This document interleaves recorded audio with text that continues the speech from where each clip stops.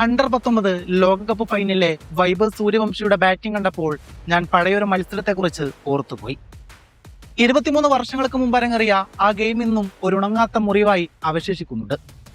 അതെ, 2003 ലോകകപ്പ് ഫൈനൽ.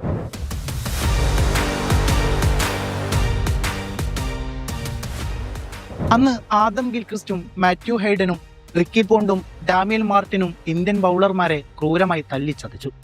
50 ഓവറുകളിൽ 359 റൺസാണ് അവർ വാരിക്കൂട്ടിയത്.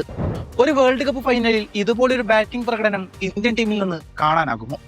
പോണ്ടിങ്ങിനോട് കിടപിടിക്കുന്ന ഇന്നിംഗ്സ് ഒരു ഭാരതീയൻ എന്നെങ്കിലും നിറവേറ്റുമോ? പക്ഷേ ആ സ്വപ്നം യാഥാർത്ഥ്യമാകുമെന്ന് ഞാൻ ഒരിക്കലും വിചാരിച്ചിരുന്നില്ല.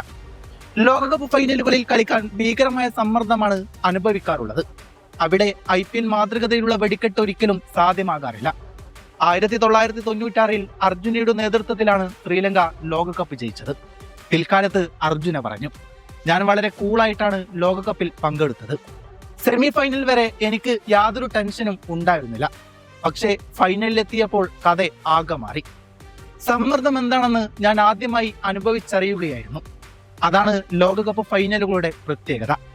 സിംഹഹൃദയർ പോലും ഒന്ന് വിറച്ചു പോകും. അപ്പോഴാണ് വൈഭവ് ഒരു ലോകകപ്പ് ഫൈനലിൽ 80 പന്തുകളിൽ നിന്ന് 175 റൺസ് അടിച്ചുകൂട്ടിയിരിക്കുന്നത്. ഈയൊരു ബാലൻ മനുഷ്യനാണെന്ന് തോന്നുന്നേയില്ല. അവൻ മറ്റേതോ ഗ്രഹത്തിൽ നിന്ന് ഭൂമിയിൽ വന്ന ഗന്ധർവനാണ്. 2003 ഗംഗാരുപടയുടെ ബാറ്റിംഗ് വിസ്ഫോടനം ഇനി നമുക്ക് മറക്കാം. അതിനേക്കാൾ വലിയ സംഹാര താണ്ഡവം നാം വൈഭവിൽ നിന്ന് കണ്ടു കഴിഞ്ഞു.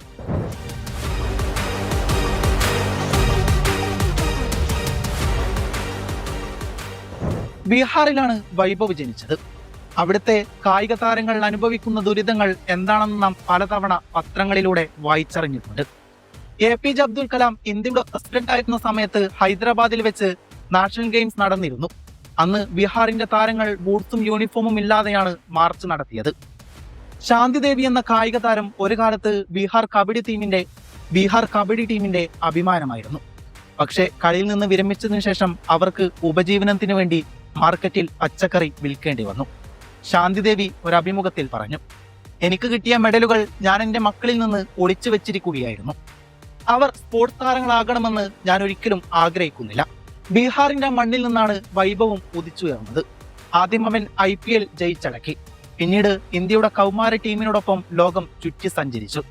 കഴിഞ്ഞ വർഷം വൈഭവ് ഇംഗ്ലണ്ടിൽ യൂത്ത് ODI സീരീസ് കളിച്ചിരുന്നു. ഇംഗ്ലണ്ട് ടീമിന്റെ കപ്പിത്താൻ തോമസ് റിയു ആയിരുന്നു.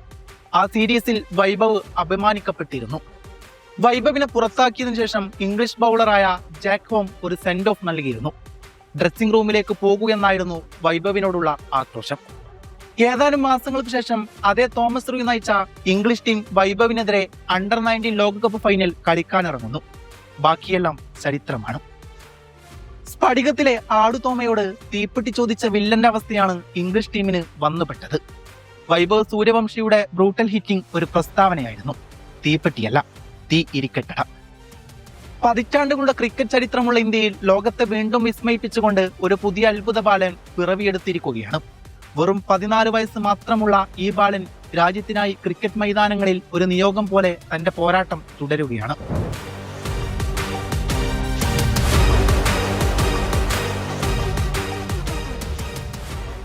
ഭയമില്ലാത്ത ബാറ്റിംഗ് ശൈലി, പരിചയസമ്പന്നരായ ബൗളർമാരുടെ പേരിനോ പ്രശസ്തിക്കോ മുന്നിൽ പതരാതെ അതിശയിപ്പിക്കുന്ന ആത്മവിശ്വാസത്തോടെയാണ് വൈഭവ് ബാറ്റ് വീശുന്നത്. കൃത്യതയും സൂക്ഷ്മതയും പാലിക്കുക എന്ന ക്രിക്കറ്റിലെ സാമാന്യ തത്വങ്ങളെക്കാൾ എതിരാളികളെ അതിർത്തികൾക്കപ്പുറം എത്തിക്കുക എന്നതാണ് വൈഭവ് മുൻഗണന നൽകുന്നത്. വൈഭവിന്റെ ഈ ആക്രമണ ശൈലിക്ക് മുന്നിൽ പലപ്പോഴും എതിർ ടീമുകൾക്ക് മറുപടി ഉണ്ടാകാറില്ല. ഹരാരയിലെ വിസ്മയം സിംബാബ്വേയിലെ ഹരാര മൈതാനത്ത് നടന്ന അണ്ടർ-19 പോരാട്ടത്തിൽ ഇംഗ്ലണ്ടിനെതിരെ വൈഭവ് കാഴ്ചവെച്ച പ്രകടനം അവിസ്മരണീയമായിരുന്നു. ഏകദിന ഫോർമാറ്റിലുള്ള മത്സരമായിരുന്നിട്ടും T20 ശൈലിയിലാണ് താരം റൺസ് അടിച്ചുകൂട്ടിയത്.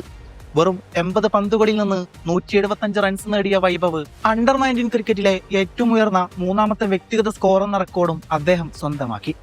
റെക്കോർഡുകളിലേക്ക് ഒരു ജൈത്രയാത്രയാണിത്.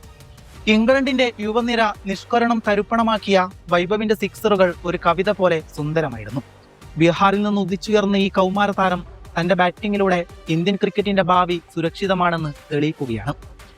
ഇരട്ട ശതകമെന്ന നേട്ടം തലനാരിയേക്കാണ് നഷ്ടമായത്. വരും കാലങ്ങളിൽ ക്രിക്കറ്റ് ലോകത്തെ വലിയ സിംഹാസനങ്ങൾ വൈഭവ് കീഴടക്കുമെന്ന കാര്യത്തിൽ സംശയമൊന്നുമില്ല. എതിരാളികളുടെ വലിപ്പമല്ല, തന്റെ മനോധൈര്യമാണ് വിജയത്തിന്റെ അടിസ്ഥാനമെന്ന് ഈ 14-കാരൻ ലോകത്തിന് മുന്നിൽ കാട്ടിക്കൊടുക്കുന്നു.